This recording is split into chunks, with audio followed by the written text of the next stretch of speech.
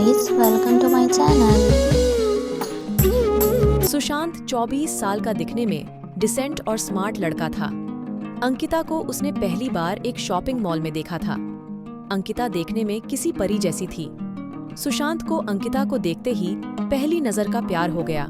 उस दिन सुशांत अंकिता को देखकर ऐसे मदहोश हुआ कि ना उसे अंकिता से मिलने की सूझी, ना ही उसने सोचा कि उसका नाम या नंबर पता किया जाए। बस वही मूर्ति की तरह खड़ा होकर उसे देखता रहा। अंकिता थोड़ी देर बाद वहां से चली गई। अंकिता के चले जाने के बाद सुशांत का सुख चैन सब चला गया। सुशांत को लगने लगा अगर वह अंकिता को फिर से नहीं मिलता है तो शायद उसकी जान निकल जाएगी। यह एहसास जितना दुखदाई था उतना ही अनोखा था। कहीं ना कहीं उसे ये सब अच्छा लग रहा था। शायद यह प्यार था, सच्चा प्यार। अंकिता को ढूंढने का और कोई जरिया था नहीं, इसलिए सुशांत अब हर दिन उसी मॉल में जाकर इंतजार करने लगा कि किसी दिन अंकिता वापस वहां आएगी तो वह उससे मिल पाएगा। पूरे 2 हफ्तों तक वह लगातार उस मॉल में जाता और पूरा दिन वहां पर अंकिता का इंतजार करता और हर आने जाने वाले लोगों पर नजर रखता। 2 हफ्ते बाद उसके सब्र का फल उसे मिला और एक दिन अचानक अंकिता खुद उसी के सामने आकर खड़ी हो गई। अचानक अंकिता को अपने सामने देख वो बहुत खुश हो गया और शॉक्ड भी। उसके मुंह से कोई शब्द नहीं फूट रहा था।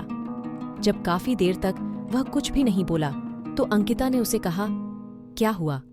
इतने दिनों से मेरा इंतजार कर रहे हो और अब जब मैं सामने खड़ी हूं तो तुम मुझसे बातें नहीं करोगे?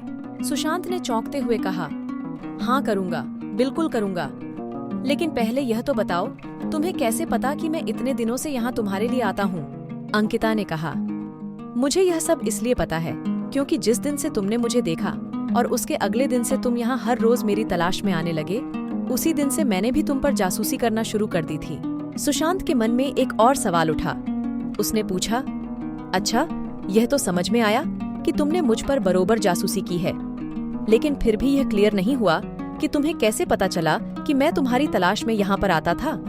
और एक सवाल की, जब तुम्हें यह पता चल गया कि मैं तुम्हारे लिए यहाँ आता हूँ, तुम्हें अजीब नहीं लगा या मुझ पर गुस्सा नहीं आया?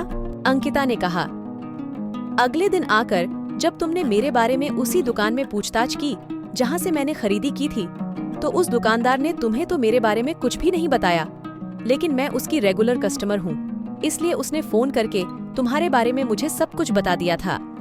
मुझे अजीब लगा था कि कोई क्यों मेरे बारे में छानबीन कर रहा है, इसलिए मैंने उसी दिन से यहाँ पर आकर तुम पर जासूसी करना शुरू कर दिया और दूर से ही तुम पर नजर रखने लगी। अंकिता आगे बोली, उस दिन सिर्फ तुम्हें ही मैं पहली नजर में पसंद नहीं आई थी।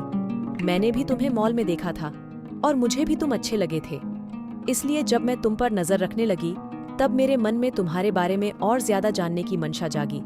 इसलिए मैं उसी दिन तुमसे बात करने के लिए नहीं आई और इन 2 हफ्तों में मैंने तुम्हारे बारे में काफी कुछ जाना। मुझे यह तो पता चल गया था कि तुम मुझे इसलिए खोज रहे हो क्योंकि तुम मुझसे प्यार करने लगे हो, लेकिन मुझे इस बात को कंफर्म करना था कि कहीं तुम्हारा प्यार सिर्फ शारीरिक आकर्षण तो नहीं है, जो अक्सर इस उम्र में हो जाया करता है।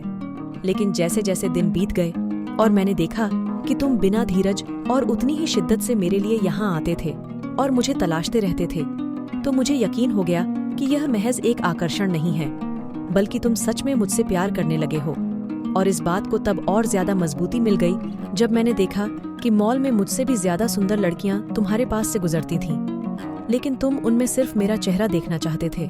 इन 2 हफ्तों में तुम पर नजरें रखते रखते मेरे दिल में भी तुम्हारे लिए प्यार जाग गया और मेरा प्यार भी आकर्षण नहीं है, क्योंकि मुझे भी अब बिना तुम्हें देखे चैन नहीं आता है और मैं भी वही चाहती हूँ जो तुम चाहते हो। इसलिए आज मुझसे रहा नहीं गया और मैं तुम्हारे सामने आकर खड़ी हूँ। सुशांत ने अंकिता को अपना नाम बताया और उसका नाम पूछा और उसे प्रपोज किया। अंकिता ने हाँ कहा और दोनों के ही चेहरों पर अपने सपनों के हमसफर से मिलने की खुशी चमक उठी और एक प्यारी सी क्यूट लव स्टोरी का हैप्पी एंडिंग हुआ।